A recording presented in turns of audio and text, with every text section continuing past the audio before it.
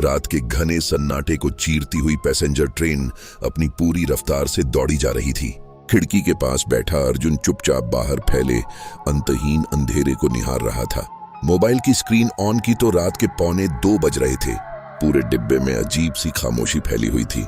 बस किसी दूर के कोने से हल्की खर्राटों की आवाज आ रही थी। अर्जुन ने एक गहरा सांस लिया और मोबाइल बंद कर दिया। बचपन के बाद आज वह पहली बार अपने पुश्तैनी गांव भानपुर लौट रहा था। पढ़ाई, नौकरी और शहर की अंधाधुंध मसरूफियत में गांव की वो धूल भरी गलियां कहीं बहुत पीछे छूट गई थीं। लेकिन कल सुबह जब पिताजी का फोन आया और उन्होंने लर्जती हुई आवाज में दादाजी राम प्रसाद की बिगड़ती हुई तबीयत का जिक्र किया, तो अर्जुन सब कुछ छोड़ छाड़ कर पहली ट्रेन से निकल पड़ा। तभी ट्रेन की रफ्तार धीरे धीरे कम होने लगी और लोहे के पहियों की चरचराहट तेज हो गई। पास की सीट पर बैठे एक बुजुर्ग मुसाफिर ने अपनी चादर ठीक करते हुए कहा, बेटा संभल कर उतरना, अगला स्टेशन बहुत छोटा और सुनसान है। रात भी काफी गहरी हो चुकी है। अर्जुन ने अपना भारी बैग संभालते हुए कहा, जी काका शुक्रिया। ट्रेन ने एक लंबी और तेज सीटी मारी और भानपुर के उस छोटे से अंधेरे प्लेटफॉर्म पर आकर रुक गई। अर्जुन जैसे ही नीचे उतरा, उसे हवा में एक अजीब सी सिहरन महसूस हुई। पूरा प्लेटफॉर्म खाली पड़ा था।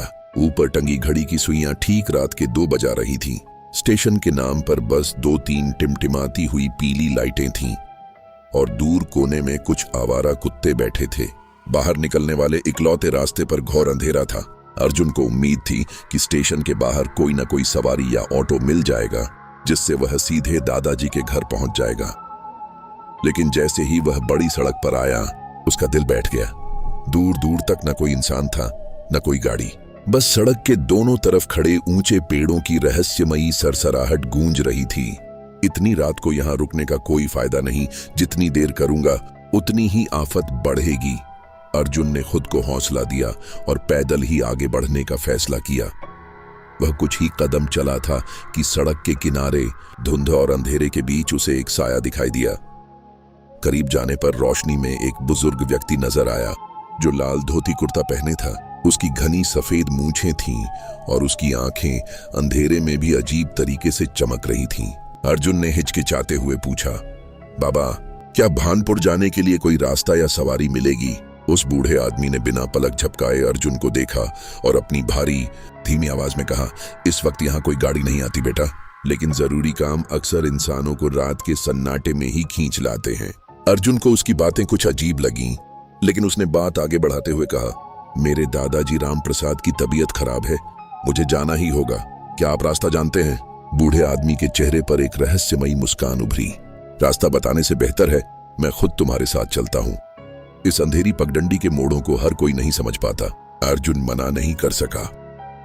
दोनों चुपचाप उस सुनसान सड़क पर आगे बढ़ने लगे। चारों तरफ इतना सन्नाटा था कि सिर्फ उन दोनों के कदमों की आवाज गूंज रही थी। अर्जुन ने सन्नाटा तोड़ने के लिए पूछा, चाचा क्या आप मेरे दादाजी राम प्रसाद को जानते हैं? यह सुनते ही वह बूढ़ा आदमी अचानक रुक गया। उसने धीरे से सिर घुमाया और अर्जुन की तरफ देखते हुए कहा, राम प्रसाद बहुत पुराना आदमी है। वो जिंदगी में बहुत कुछ देखा है उसने और बहुत कुछ इस जमीन के नीचे छुपाया भी है। अर्जुन ने हैरान होकर पूछा, छुपाया है? आपका क्या मतलब है? लेकिन उस बूढ़े ने कोई सीधा जवाब नहीं दिया और सिर्फ इतना कहा, कुछ राज इंसान नहीं बल्कि ये काली रातें खुद ब खुद खोल देती हैं। अभी अर्जुन इस बात का मतलब समझ ही रहा था कि दूर अंधेरे के बीच एक हल्की पीली रोशनी टिमटिमाती हुई दिखी। बूढ़े आदमी ने इशारा किया, वो सामने चाय का खोखा है। रात के मुसाफिर अक्सर वहीं सुस्ताते हैं।